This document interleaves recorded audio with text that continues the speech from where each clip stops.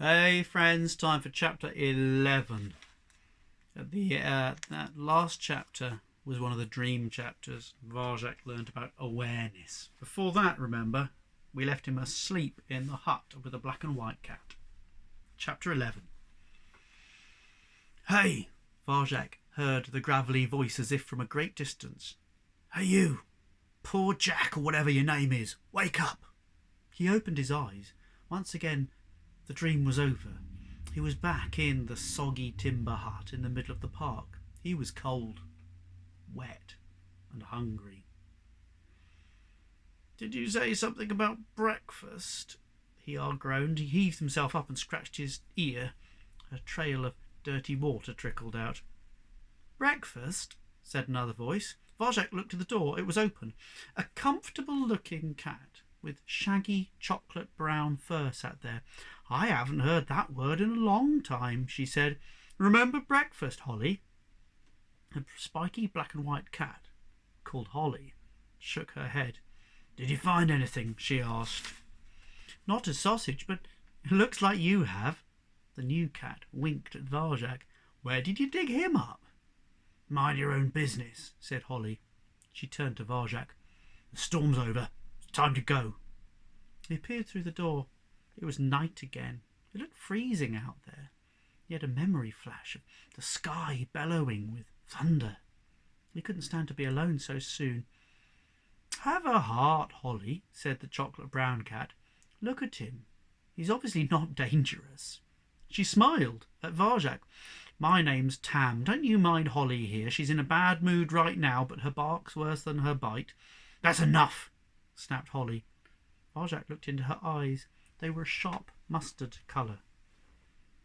So, are you going to help me find a dog? He asked. A dog? Said Tam. Her eyes were wide and round like saucers. Why? I need to talk to one. Talk to a dog? Tam whispered. Well, I know it's difficult. Her shaggy coat shuddered. It's worse than that. Do you have any idea what you're saying? Don't listen to him, Tam, said Holly. He doesn't know anything. Yes, I do, said Varjak. Go on. Tell Tam what your name is, she smiled. I'm Varjak Paw, he said, with all the dignity he could muster. It's a noble name. I'm a Mesopotamian blue. There was a hush for a moment, and then Tam started to giggle. Holly grinned. What? Said Tam. Mesopotamia. It's where my family is from. It sounds weird, said Tam. Where is it? Varjak scratched his head. Well, I don't know exactly, he admitted, but haven't you been there? I've only ever dreamed about it. Well, they both laughed this time. And the strange thing was that Varjak didn't mind. It wasn't like being bullied by Julius. These cats were so different from his family. He enjoyed the way they talked, even when they teased him. He grinned with them, and just for a moment he felt the invisible barrier between them drop. Well then, Tam said, if you're not from there, then you're from here, and you're one of us. He's not from here, Holly told her. He's a pet. He says he lives up on the hill. Got lost in the storm. I'm here to save my family, said Varjak. You are? Breathed Tam. From who? A gentleman. He's got these scary black cats. Even their eyes are black. And they walk all strange. Varjak paused. He knew that he was sounding odd. Like this, he said, and he tried to walk like the black cat, but he found he couldn't really do it on his own. Tam and Ollie cracked up laughing again. I like him, said Tam. He reminds me of Luca. And the warm laughter died away all of a sudden, and the hut became very, very silent. Varjak looked over at Holly. There was a sad look in her mustard eyes.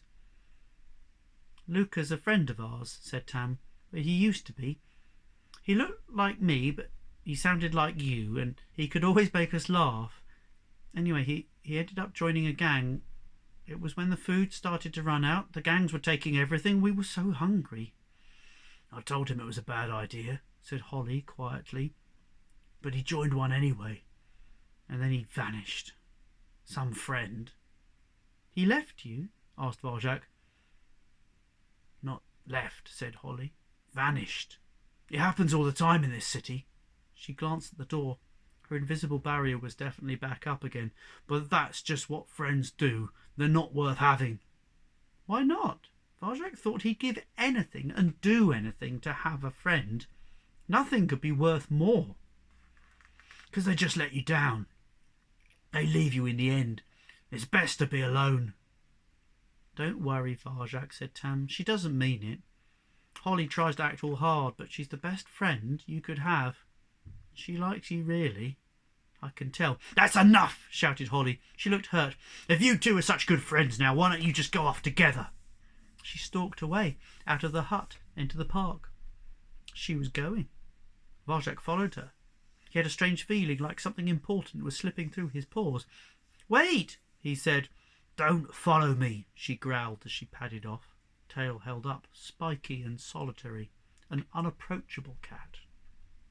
Oh, no, said Tam, hurrying after her. I shouldn't have mentioned Luca. I ruined it. Holly, wait for me! And she scuttled away into the night, and Varjak, poor, was alone once again. That's the end of that chapter. So I'm going to stop reading now. See you again soon. Have a great day. See you soon. Bye.